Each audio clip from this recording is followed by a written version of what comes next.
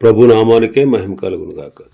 కూడి వచ్చిన మీ అందరికీ, కర్మల ఆత్మీయ సహవాస సంఘ విశ్వాసులందరికీ మన ప్రభువును ఆయన ప్రియ కుమారుడునైన యేసుక్రీస్తు వారి శ్రేష్టమైన నామంలో శుభములు మరియు అందరికీ వందనాలండి. ఇర్మియా గ్రంథం 17వ అధ్యాయాన్ని మనం ధ్యానం చేసుకుందాం. ఇర్మియా గ్రంథం 17వ అధ్యాయం. ఈ అధ్యాయంలో ముఖ్యమైన అంశం ఏంటంటే దేవుని ఆశ్రయించుట. ఇశ్రాయేలీలు విశ్రాంతి దినమును ఆచరించుట. ప్రాముఖ్యంగా ఈ విషయాన్ని మనం చూడవచ్చు. మొదటి 4 వచనాల్లో యోధా పాపము గూర్చి చెప్పబడింది. ఒకసారి చదువుదాం 4 వచనాలు.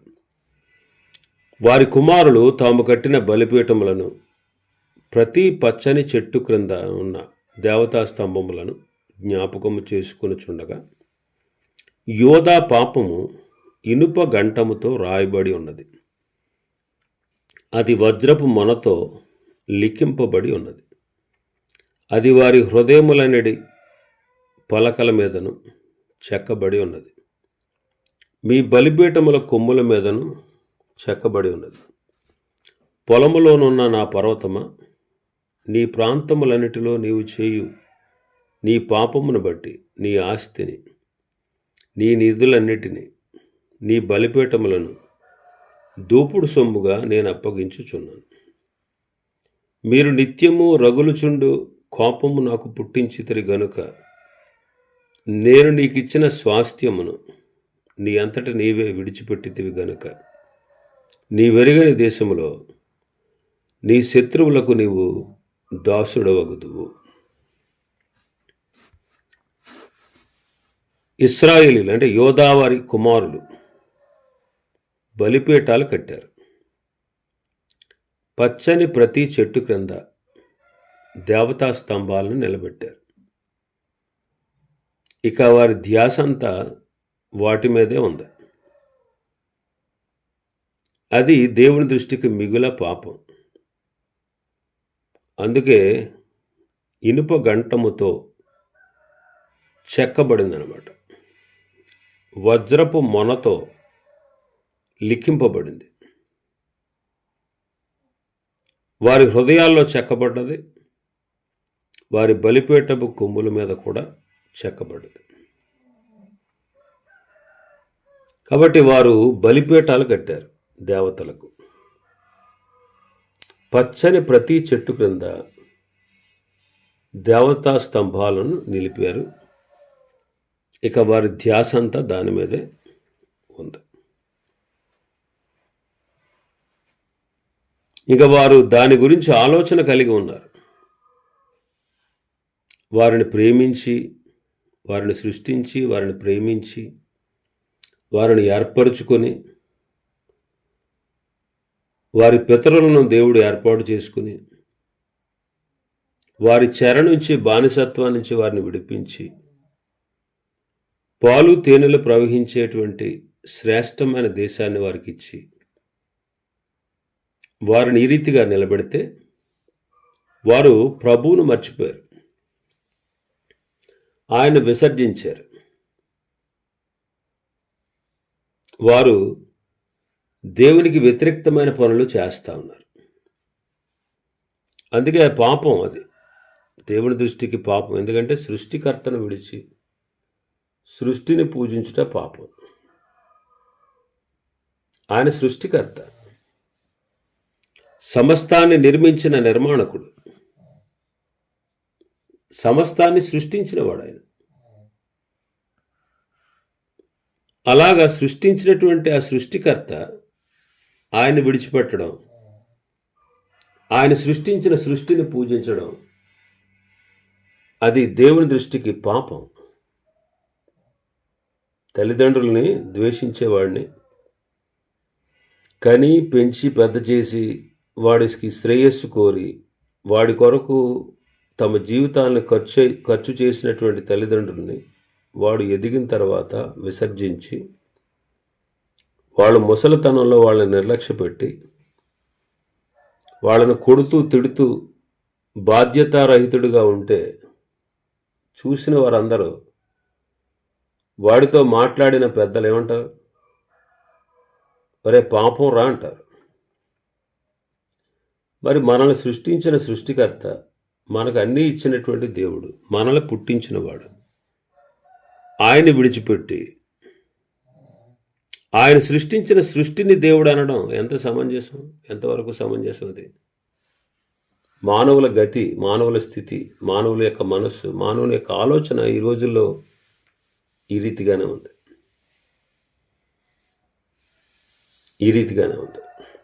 కాబట్టి వారి యొక్క పాపం ఇనుప గంటముతో, అంటే పోగరుతో రాతి మీద చెక్కబడింది. వజ్రపు మొన చాలా కఠినంగా ఉంటుంది. అది చాలా షార్ప్గా ఉంటుంది. వజ్రపు మొనతో లిఖించబడింది.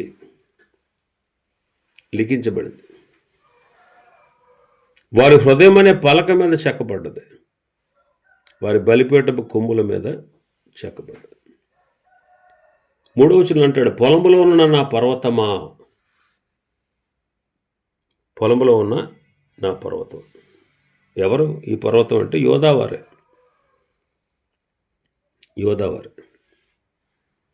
కాబట్టి వారి పాపాన్ని బట్టి దేవుడు వారిని శిక్షిస్తున్నాడు.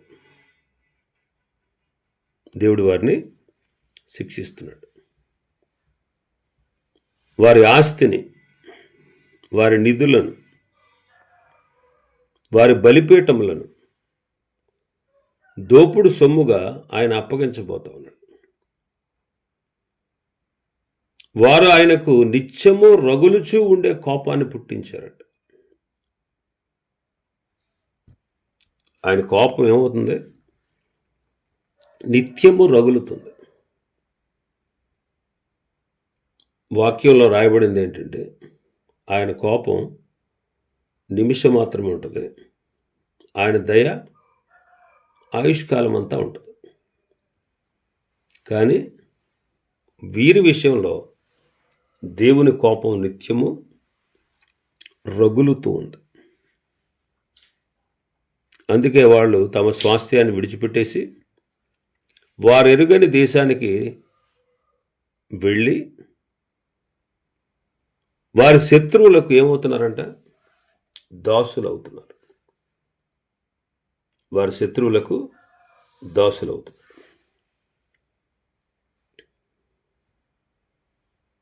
కాబట్టి దేవుని ప్రజలైనటువంటి మనం విగ్రహారాధన విషయంలో చాలా జాగ్రత్తగా ఉండాలి. మనం ఏ విగ్రహారాధన చేయట్లేదు కదా,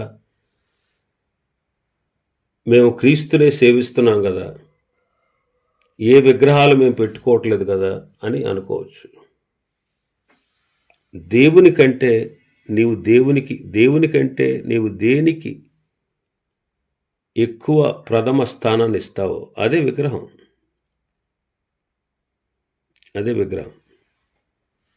నేటి దినాల్లో మన ప్రార్థనా సమయాన్ని, వాక్య పఠన సమయాన్ని, దైవ సాన్నిధ్యానికి వెళ్ళే సమయాన్ని, దేవుణ్ణి ఆరాధించే సమయాన్ని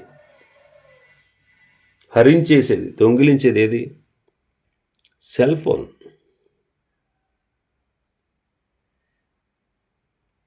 దాంట్లో పడి లోకాన్ని, కుటుంబాన్ని, ప్రపంచాన్ని, మరి ముఖ్యంగా దేవుణ్ణి కూడా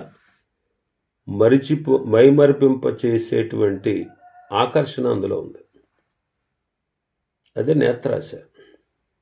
చూచుట చేత కన్ను తృప్తి పొందకున్నది, వినుట చేత చెవికి తృప్తి కలుగుటలేదు. కాబట్టి దేవునికి ఇవ్వాల్సిన సమయం కూడా అది దొంగిలిస్తూ ఉంది. అదొక్కటే కాదండి, జోదం, త్రాగుడు, వ్యభిచారం, ఈ లక్షణాలన్నీ కూడా దేవుని పనిని, దేవునికి ఇవ్వాల్సిన సమయాన్ని, స్థలాన్ని దొంగిలిస్తూ ఉంటాం. మరి ముఖ్యంగా నేటి దినాల్లో విగ్రహం ఏంటంటే ధనమే. నేటి దినాల్లో విగ్రహం ధనం. మనీ మేక్స్ మెనీ థింగ్స్ అంటారు. డబ్బుంటే ఏదైనా చేయగలం అంటారు. ఆ డబ్బు సంపాదన కొరకు సమయాన్ని వెచ్చించి, బలాన్ని వెచ్చించి, జ్ఞానాన్ని వెచ్చించి, అహర్నిశలు దాని కొరకే కలలు కంటూ అదే దేవుడుగా భావించేవాళ్ళు ఉన్నారు. నేను సంపాదించుకోవద్దు అని చెప్పట్లేదు.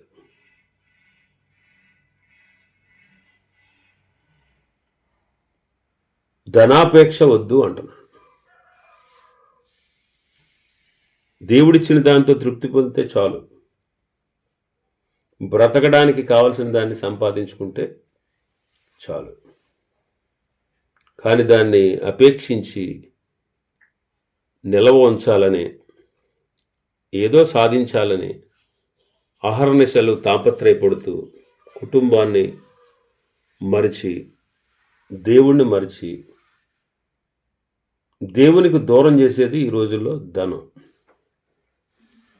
అందుకే యేసుక్రీస్తు ప్రభువారు కూడా చెప్పారు. ఏమనంటే, మీరు దేవునికి సిరికి దాసులుగా ఉండనేరరు అన్నాడు.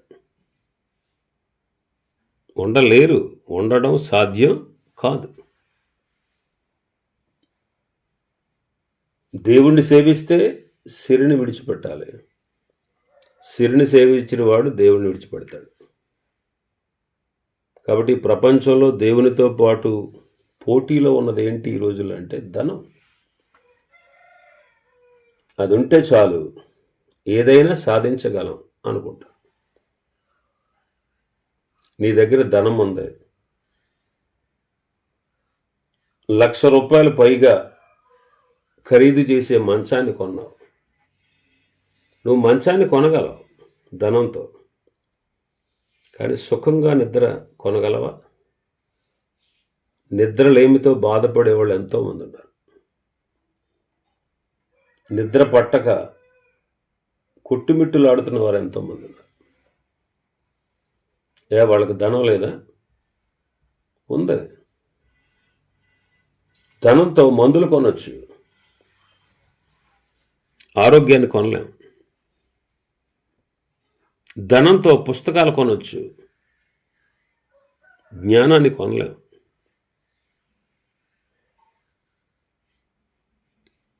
అది సమస్త కీడులకు మూలం. ధనాపేక్ష సమస్తమైన కీడులకు మూలం. కొందరు దాన్ని ఆశించి విశ్వాసం నుంచి తొలగిపోయారు, నానా బాధలు పడ్డారు, తమను తామే పొడుచుకున్నారు. గెహజీ ఏం తెచ్చుకున్నాడు? ధనంతో పాటు కుష్టు రోగాన్ని కూడా తెచ్చుకున్నాడు. ధనవంతుడొకటకు ఆతురపడువాడు శోధనలోను, ఊరిలోను, అవివేకయుక్తములను, హానికరములోనైన అనేక దురాశల్లో పడతాడు. ధనమును నమ్ముకొని వాడు పాడైపోతాడు. ధనాపేక్ష సమస్తమైన కీడులకు మూలం. ధనము సంపాదించే ప్రయాసపడద్దు. ఒకవేళ అలాంటి అభిప్రాయం కలిగినా నువ్వు విడిచిపెట్టు. ఇలాగ ఎన్నో వాక్యాలు పరిశుద్ధ గ్రంథంలో ధనమును గూర్చి చూస్తున్నాం. బ్రతకడానికి అవసరమే, కానీ అదే దేవుడిగా భావించే వాళ్ళు ఎంతోమంది ఉన్నారు. మరి ఇదే విగ్రహారాధన అంటే. కొంతమంది దేవుని కంటే ఎక్కువ ప్రాధాన్యత మనుషులకు ఇస్తారు. కొంతమంది దేవుని కంటే ఎక్కువ ప్రాధాన్యత కులానికో, మతానికో, ఆచారాలకు, కట్టుబాట్లకు ఇస్తారు. నేటి దినాల్లో ఇంకా విగ్రహారాధన ఏంటంటే సేవకుణ్ణి హెచ్చించడం. నేటి దినాల్లో ఉన్న విగ్రహారాధన ఏంటంటే మందిరాల గురించి గొప్పగా చెప్పుకోవడం, సేవకుణ్ణి పొగడ్డం, సేవకుణ్ణి అతిగా హెచ్చించడం. ఎవరికంటే దేవునికంటే ఇవన్నీ విగ్రహారాధనలే. ఆచారాలను ఎక్కువగా హెంచడం నేటి దినాల్లో క్రైస్తవ విగ్రహారాధన అనమాట. నేను క్రీస్తుని సేవిస్తున్నాను, నేను క్రీస్తు బిడ్డను అని చెప్పుకుంటాను అంతే, కానీ లోకానికి ఎక్కువ ప్రాధాన్యత ఇస్తున్నారు. నేత్రాశ ఒక విగ్రహారాధన. ఎంతసేపు నేత్రాశలతో బ్రతకడం. ధనం అదొక విగ్రహారాధన. క్రైస్తవ సెలబ్రిటీలు అంటే వాక్యం బాగా చెప్పగలిగిన వాళ్ళు ఉంటే వాళ్ళని పూజించడం, వాళ్ళని హెచ్చించడం, ఎవరికంటే దేవునికంటే ఎక్కువగా. వాళ్ళ దృష్టిలో వాళ్ళే దేవుడి కంటే కూడా వీళ్ళే ఎక్కువ గొప్పవాళ్ళు.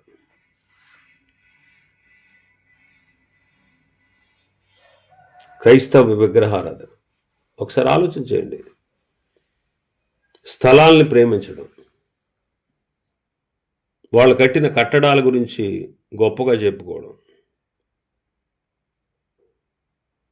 దేవుని గురించి, ఆయన ఇచ్చేటువంటి రక్షణను గురించి, ఆయన తప్పించేటువంటి నిత్య శిక్షను గురించి, మనం వెళ్ళబోయేటువంటి పరలోకాన్ని గురించి ఇవి చెప్పరు. ఎంతసేపు ప్రాస్పరిటీ గాస్పల్ అంటే ఉపకారాల కోసం చెప్తారు. రోగాలు పోతాయి, అప్పులు తీరుతాయి, సమస్యలు పోతాయి, కష్టాలు తీరుతాయి, సమస్యల్లోంచి విడిపిస్తాడు, ఇవే చెప్తున్నారు. కానీ సత్యాన్ని మరుగున పడేస్తున్నారు. ఇవి ఎంతో ముఖ్యము అన్నట్టుగా మాట్లాడుతున్నారు. మరి ఇదేనండి విగ్రహారాధన అంటే. దేవుని స్థానాన్ని దొంగిలించేది ఏదైనా, వ్యక్తి అయినా, స్థలమైనా, ధనమైనా, లేకపోతే మన జీవితంలో ఉన్నటువంటి ఏ దురలవాటైనా, అది పక్కాగా విగ్రహారాధన. మరి ఇలాంటి విగ్రహారాధికులకు దేవుని శిక్ష ఉంది. మరి యోధా వారి పాపం ఇనుప గంటంతో రాశాడట, వజ్రపు మనతో లెక్కించాడు, వారి హృదయం అనే పలకల మీద చెక్కబడ్డాయి, వారి బలిపీఠాల మీద చెక్కబడ్డాయి.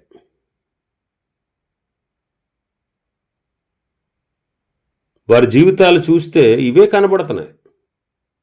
దేవుడు లేడు, దేవుని సేవించుట లేదు, దేవుని ఆరాధించుట లేదు, దేవుని గణపరచుట లేదు, దేవుని గొప్పతనం లేదు. ఎక్కడ చూసినా లోకంలో, అంటే ఆ కాలంలో యోధా రాజ్యంలో ఎక్కడా కూడా దేవుని గురించిన ప్రస్తావన లేదు. న్యాయముగా నడుచుచుండేవాడు ఒక్కడైనా ఉన్నాడేమో అని చూస్తే ఒక్కడు కూడా కనబడలేదు. యెహెజ్కేలు గ్రంథంలో ఇంకా మనం తేటగా చూస్తాం. అలా ఉన్నారు వాళ్ళు. మరి ఈనాడు క్రైస్తవ లోకం కూడా అలాగే ఉంది. మనం ఎలా ఉండాలి అసలు యాక్చువల్గా? మన హృదయం అనే పలక మీద దైవ గ్రంథాన్ని చూపించాలి. మన జీవితాలు మనుషులందరూ చదువుకోగలిగిన పత్రికల్లాగా ఉండాలంటాడు పౌలు గారు. కొరింథీయులకు రాసిన 2వ పత్రిక 3వ అధ్యాయం మొదటి 3 వచనాలు చదువుతాను. మమ్మును మేము తిరిగి మెప్పించుకొని మొదలుపెట్టుచున్నామా? కొందరికి కావలసినట్టు మీ యొద్దకైనను మీ యొద్ద నుండి అయినను సిఫారసు పత్రికలు మాకు అవసరమా? మా హృదయముల మీద రాయబడి ఉండి మనుషులందరూ తెలుసుకొనుచు చదువుకొనుచున్న మా పత్రిక మీరే కాదా? రాతి పలక మీద కానీ సిరాతో కానీ రాయబడక మెత్తని హృదయములోని పలకల మీద జీవము గల దేవుని ఆత్మతో మా పరిచర్య మూలంగా వ్రాయబడిన క్రీస్తు పత్రిక అయి ఉన్నారని మీరు తేటపరచబడుచున్నారు. ఎలా ఉండాలంటే మనం మనుషులందరూ తెలుసుకుంటూ చదువుకొనుచున్నటువంటి పత్రిక వలె ఉండాలి. మెత్తని హృదయములోని పలకల మీద జీవము గల దేవుని ఆత్మతో పరిచర్య మూలంగా రాయబడిన క్రీస్తు పత్రికగా మనం ఉండాలి. క్రీస్తు పత్రికగా మనం ఉండాలి. ఒక భక్తుడు ఇలా అన్నాడు, క్రొత్త నిబంధనలో 4 సువార్తలు, నీవు 5వ సువార్త వలె పని చేయాలి అన్నాడు.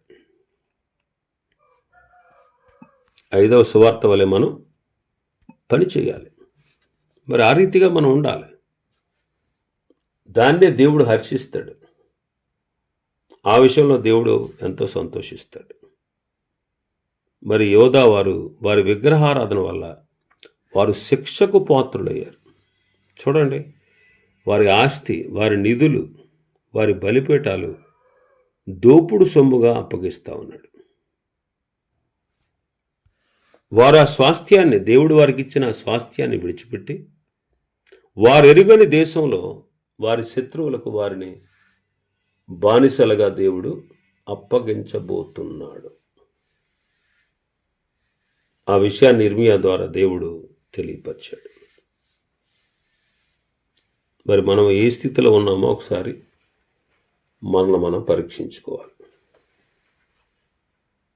ఇంకా చాలా విషయాలు ఉన్నాయి అధ్యాయంలో. ప్రభు చిత్తమైతే రేపటి దినం మరికొన్ని విషయాలు మనం ధ్యానం చేసుకుందాం. దేవుడి వర్తమాన వాక్యాన్ని మన వినికిడిలో ఆశీర్వదించునుగాక. ఆమేన్. ప్రార్థన చేసుకుందాం.